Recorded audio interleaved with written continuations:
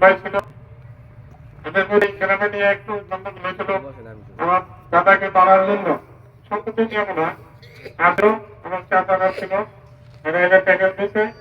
দেওয়ার পরে আমার অনেকেই তো রাখি, সবাই তো তখন এখন আগে আগে বলে আমার ডাকে উনি তো ইয়ে ছিল পরে ছিল কোথায় জানি হাত দিকে চকে কাজ করতে হাত দিতে পরে বাড়িতে যে মারা গেছে ওটাকে একটা খেয়েছে অনেক ছোটখাটো ছিল।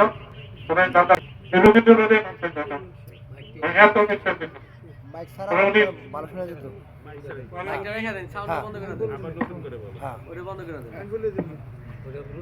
পরে উনি সত্য সাক্ষী দিছে আবার ছেলে মারছে, কিন্তু মারার জন্য মারা নাই, বাড়িতে ডাকাতি করার জন্য আসে, এই জন্য মারছে। পরে মারা যাওয়ার পরে এই সত্য সাক্ষী দেওয়ার জন্য তখন তো ব্রিটিশ আমলে না, আর তখন সত্য সাক্ষী দেওয়ার জন্য আমার চাচা জেল হয়েছে, মানে আরো বেশি হইতো।